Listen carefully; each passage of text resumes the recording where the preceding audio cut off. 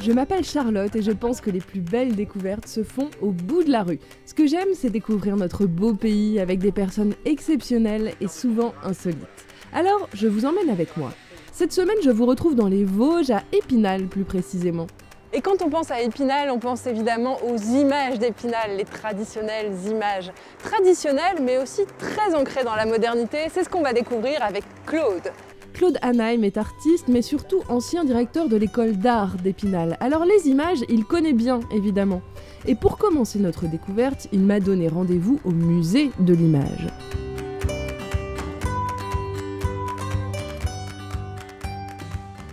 Claude, pourquoi tu nous as donné rendez-vous ici pour commencer? Qu'est-ce que ce lieu est particulier qui te plaît?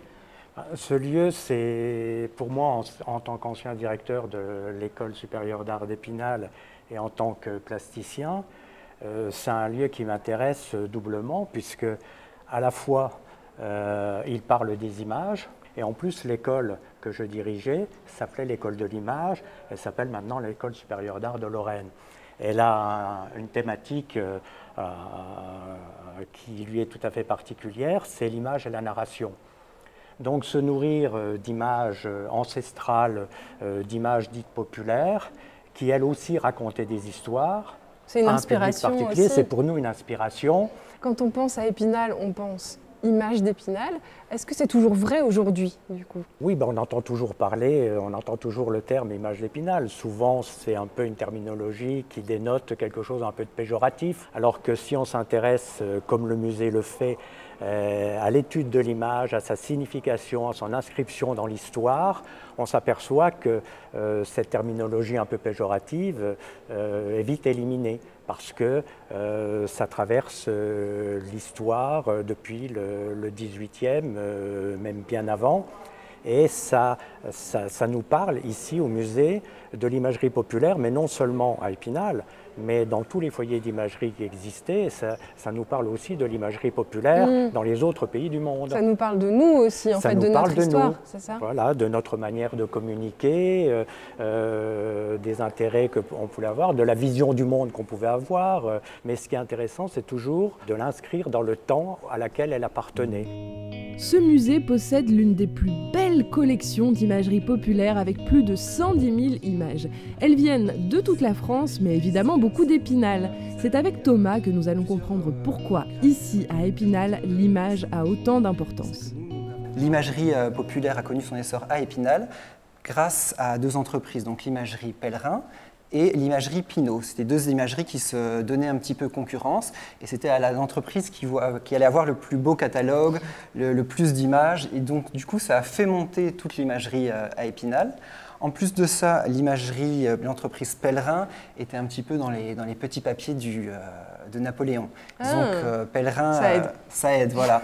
C'est un grand fan, on va utiliser ce mot de Napoléon, et il a produit beaucoup d'images sur les conquêtes, que le côté positif du pouvoir. C'est un peu de la propagande. C'était un peu de la propagande, mais les images populaires sont un petit peu le premier média de masse pour une grande population. En plus de cette collection d'images populaires, on essaye, depuis la création du musée, de faire des connivences avec de l'art contemporain. D'ailleurs, c'est quoi le thème de cette expo? Alors ici, on est dans l'exposition Images sur les murs, qui a pour but un petit peu de nous savoir comment les gens utilisaient les images, comment ils les accrochaient chez eux et pourquoi ils les accrochaient chez eux. On a pris des tableaux, des beaux-arts, et on a vu qu'à l'intérieur, il y avait des images populaires. Et donc, on a retrouvé ces images populaires dans nos collections, parce que la plupart du temps, on les avait, et on les a réaffichées un petit peu pour expliquer au public comment les gens vivaient à l'époque et comment ils utilisaient les fonctions des images.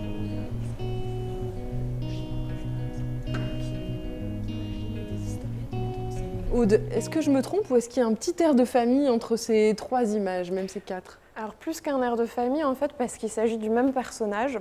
Il faut savoir que les imageries populaires faites par les centres imagiers, on s'inspire souvent de modèles préexistants.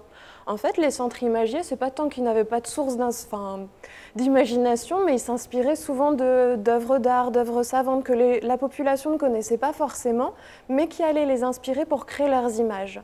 Et du coup, des modèles ont été diffusés simplifié, forcément, parce qu'entre une toile de maître, une gravure parisienne et l'image populaire, on ne peut pas avoir autant de finesse.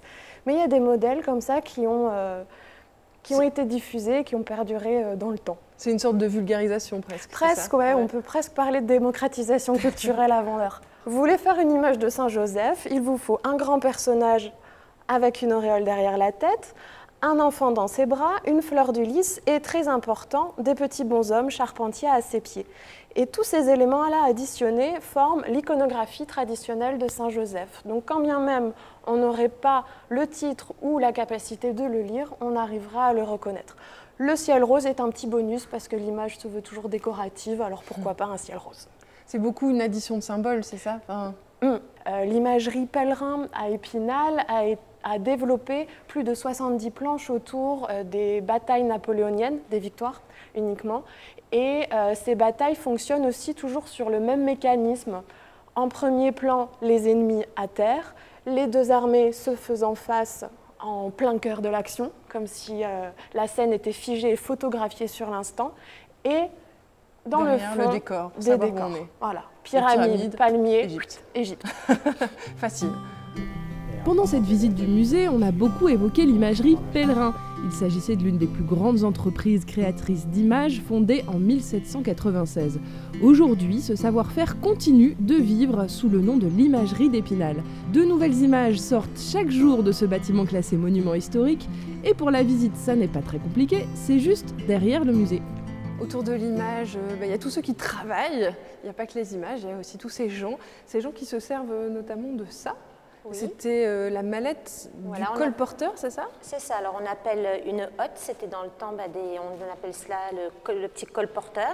C'est des personnes qui habitent à Chamagne et ils allaient avec cette hotte, qui est pareil, classée monument historique, et ils chargeaient les images. Alors on mettait aussi un petit sein à l'intérieur et ils allaient charger de cette hotte, vous voyez?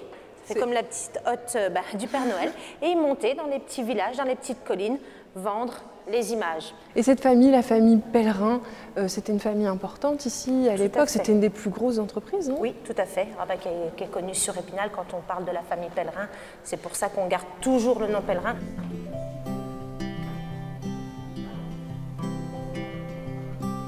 Nadia, cette machine, elle date de quand? Dans les années 1840-1850, c'est la presse Gutenberg, c'est le grand dieu de l'imprimerie, c'est lui qui a inventé l'imprimerie. Et sachez que cette machine fonctionne toujours, qu'on utilise. Alors, du coup, comment elle fonctionne? Alors, on part toujours, comme je vous le disais, sur un support bois. On a un support métallique. Je viens déposer mon stéréotype. Je viens prendre mon encre grasse que je viens déposer sur mon stéréotype. Ok.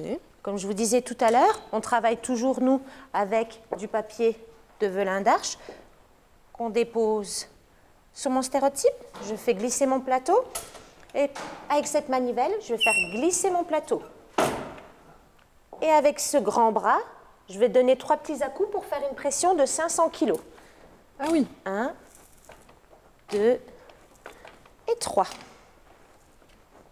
Et je fais revenir mon plateau. Alors sachez qu'on peut faire qu'une image à la fois. Et voilà. Génial. Et alors ça, c'est quoi? C'est une boîte de conserve? Voilà, en fait, c'est un dessin qu'on nous a demandé de faire une petite publicité. Ça s'appelle l'éclaireur. Là, sachez que c'est une encre grasse. Un temps de séchage comme ceci, il faut compter 3 heures. Mais on peut faire un coloris en sachant que je peux faire on peut changer la couleur de l'encre. D'accord.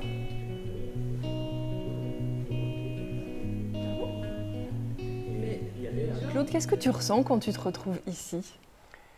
À la fois, c'est un lieu qui est chargé historiquement, hein, puisqu'on imagine toutes les personnes qui travaillaient dans ces lieux-là.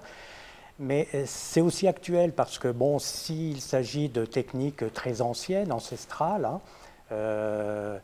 elles existent toujours, elles sont toujours d'actualité parce qu'elles permettent à des artistes ou à des étudiants en art de développer un travail, la lithographie, la typographie, la sérigraphie sont des techniques qui sont utilisées. Et le Donc par exemple, les instruments qui sont là, la démonstration qu'on a faite, c'est toujours utilisé par des artistes. C'est toujours utilisé. Quelqu'un qui imprime, qui veut faire un travail en estampe, il va toujours travailler de cette manière-là. L'ordinateur Non, remplace mais pas. c'est ça qui est intéressant parce que ces techniques-là peuvent très bien se conjuguer avec le travail. On peut fabriquer un travail en typographie, un travail en gravure sur bois, un travail en lithographie. Après, on peut justement scanner ces images-là, retravailler avec les logiciels pour retransformer cette image-là. Donc tout s'ajoute, rien ne se substitue. Puis à chaque fois, c'est une œuvre unique quand même en fait. Oui, c'est une création unique avec une morphologie tout à fait spécifique qu'aucune autre technique ne peut donner. Pour terminer cette jolie balade autour de l'image, j'avais très envie de découvrir le travail personnel de Claude. Alors il m'emmène chez lui, dans son grenier transformé en atelier, pour découvrir ses œuvres. Claude, on est dans l'antre de l'artiste et je vois pas mal d'insectes et de choses qui me font penser à la nature. Est-ce que je vois juste ? Oui, très juste. Tout ce qui est de l'ordre de la nature, de l'environnement, du végétal, de l'insecte, du minéral m'intéresse parce que je considère presque que c'est une œuvre militante parce que en ce moment c'est quelque chose de récurrent et de très, très présent. Donc montrer la beauté de ces choses-là, comment elles peuvent s'installer dans des histoires, dans des narrations, dans des créations plastiques, ça m'intéresse beaucoup. Et c'est quelque chose vraiment d'illimité et d'inépuisable. Qu'est-ce qui a été à la naissance de ta vocation d'artiste ? Quelle est la sensibilité qui a fait que tu t'es mis à peindre, que tu t'es mis à... Déjà assez jeune, les souvenirs, c'est 10-13 ans, j'allais m'acheter des peintures à l'huile et des cartons toilés pour faire des petites choses qu'on pourrait appeler croûtes aussi, mais c'était un premier temps. Et puis dans mon itinéraire, j'ai passé un baccalauréat sciences expérimentales et j'ai longtemps hésité parce qu'il y avait deux choses qui m'intéressaient, c'était médecine ou beaux-arts. Et en fait... Il y en a qui soignent les âmes et d'autres qui soignent les corps. Oui, et puis même, je trouve que dans la démarche scientifique, il y a une relation entre la recherche artistique et puis la recherche scientifique. Parce qu'il faut vraiment faire appel à tout ce qui est de l'ordre de la sagacité, de la curiosité, savoir observer, comprendre, analyser, comprendre. Et le travail d'un artiste, c'est aussi savoir regarder le monde, savoir regarder les choses et comment on peut le traduire, comment on peut le mettre en forme. Pour revoir cette déambulation à travers Épinal, ces images avec Claude, rendez-vous sur terredefrance.tv et puis sur les réseaux sociaux pour découvrir toutes les coulisses de l'émission. Moi, je vous dis à très vite pour de nouvelles rencontres.